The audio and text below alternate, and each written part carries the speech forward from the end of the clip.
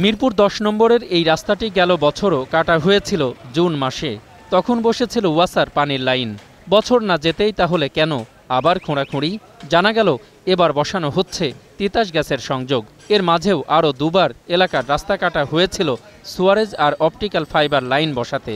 মোদ্দা কথা, বছর জুড়েই ক্ষত বিক্ষত হয়েছে এই সড়কের এপাশ থেকে ওপার। ২-৩ মাস আগে যদি এটা করতো তাহলে এটা আমরা খোঁড়াখুড়ি করলে এটা আমাদের ভালো হতো। এখানে চলাচল করতে পারে না, কেউ হেঁটেও যেতে পারে না। শুকনার সময় করলে পরে সবচেয়ে উত্তম কাজ হয়। প্রতি বছরে ৩-৪বার করে ধরেন, আজকে ওয়াসা খুঁড়তেছে, কালকে বিটিসিএল খুঁড়তেছে, তারপরে ইলেকট্রিসিটি লাইনের জন্য 2 দিন পরে খুঁড়তেছে। তো এটাতে আমরা সবসময় সাফার করি।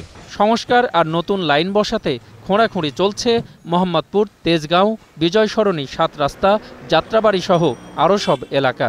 বৃষ্টির সময় আসলে এইসব রাস্তাগুলো এত কাদা হয়ে যায় যে এখান থেকে চলাফেরা করতে খুব সমস্যা হয়। বর্ষাকাল হলে এত হয়ে যায়, কাদা হয়ে যায় যে মানুষ হাঁটতেই পারে না। একদিন পরে এসে ওয়াসা কাটছে, আরেকদিন এসে অন্য কেউ এসে রোড কাটছে।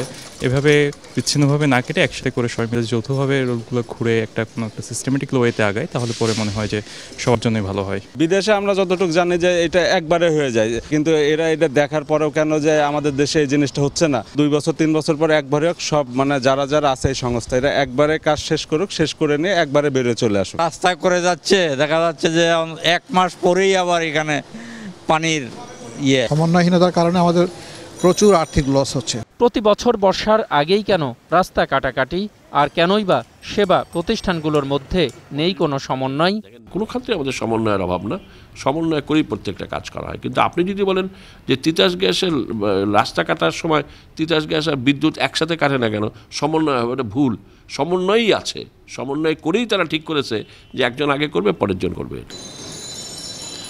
বছর জুড়ে রাস্তা কাটাকাটিতে নাস্তানাবুদ রাজধানীর লক্ষ লক্ষ মানুষ। প্রিয় দর্শক, আপনার চারপাশে নানা সমস্যা আর ভোগান্তির চিত্র তুলে ধরবে 21 টেলিভিশন। এসব তথ্য জানাতে ফোন করুন, এই নম্বরে পৌঁছে যাব। আমি অখিল পোদ্দার, আর 21 টেলিভিশনের ক্যামেরা আপনাদের দুর্ভোগ দুর্দশায় সবসময় পাশে আছে। 21 টেলিভিশন।